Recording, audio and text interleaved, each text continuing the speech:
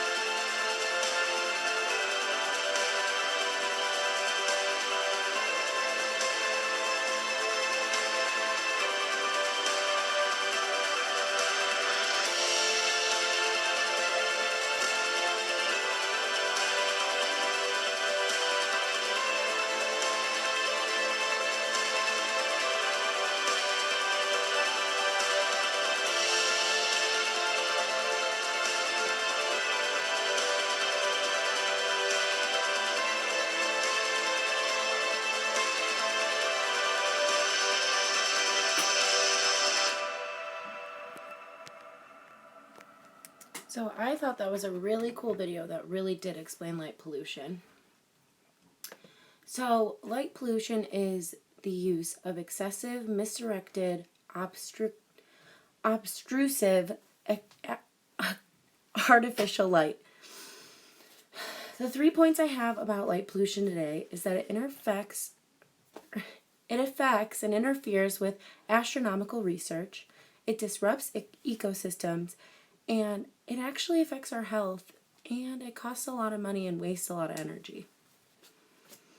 So there's this thing called the IDA, which is the International Dark Sky Association, and they're like the light pollution police.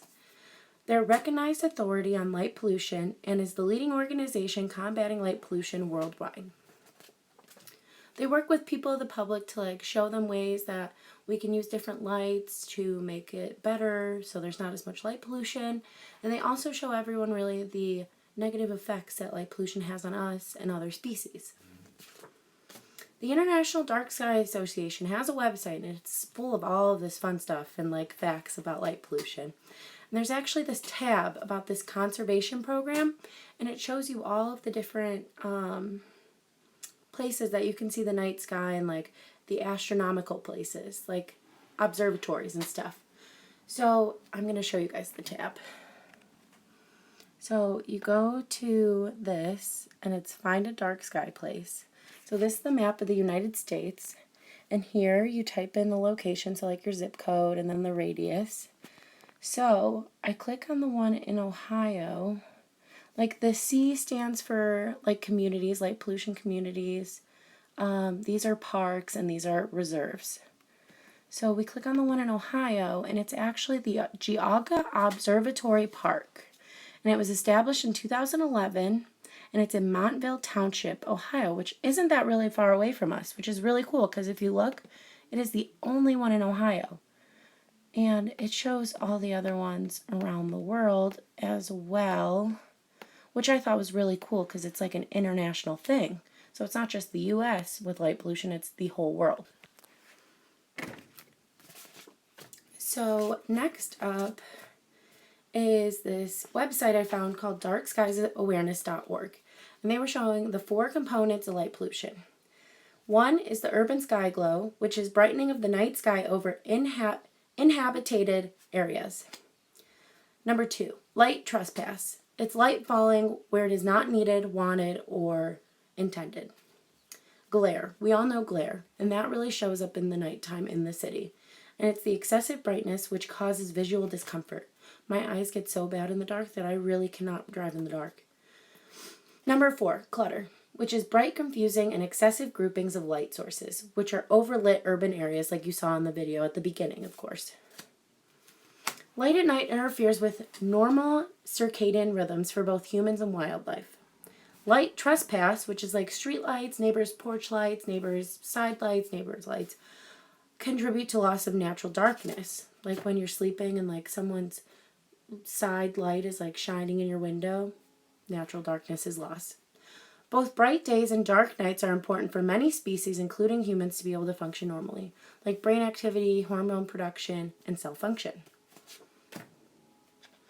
So here's a picture of the light that I'm talking about.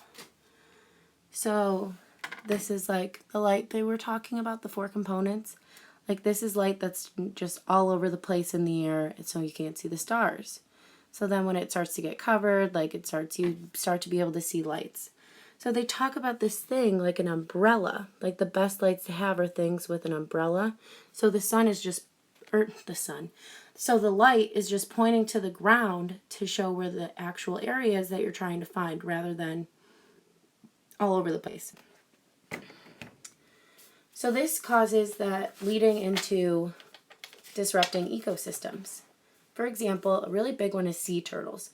Sea turtles need to hatch on the beach, but they live in the sea. So from hatching, they have to make it to the ocean without predators catching them. And artificial light draws them away from the ocean, meaning death.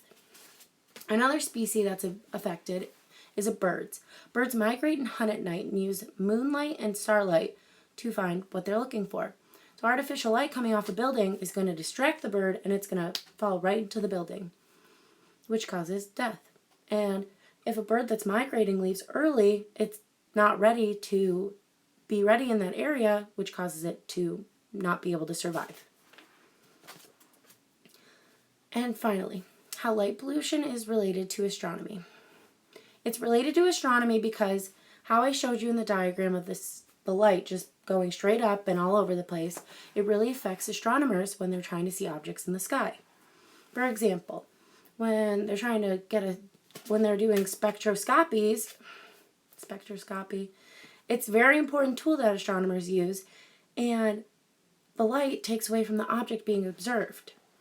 So when they're trying to look at an object, they can't really, in the spectra, see the lines from the actual object because all the lines are from the artificial light from the planet.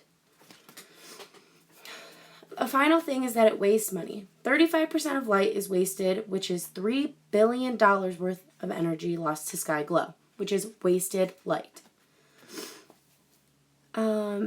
We were driving my friend home the other day, and we turned into our development, and the streetlights were there. There were a bunch. There was like 2 together along the path, and we couldn't see the road. And it's like, what is the point of lights then if you can't see what you're trying to find? Like, it's just lights in the air? No, you need lights to be able to see the ground. So that's how it's wasted money, because people aren't using the right light choices, and they really don't know how to conserve light. And they don't really, you don't think about how light pollution really does affect everything around us, including us as human beings. So there's this map that I want to show you guys about light. So how in that video, all the reserves, like the pollution levels with 1, were in California. So see how it's really not too lighted? And then you look over here, like Ohio, wow. If you look over here at Ohio, look at how much light we use. It's awful. And it's just all this, and like, you know, all the areas that really don't have anything, they're really dark, and that's a good thing. So I just wanted to let you guys know that light pollution is really a problem. And if you visit IDA's website, they have a lot of things you can do to help. And like that observatory, I think that would be a great experience to do. And that's about it. So thanks for listening. Bye.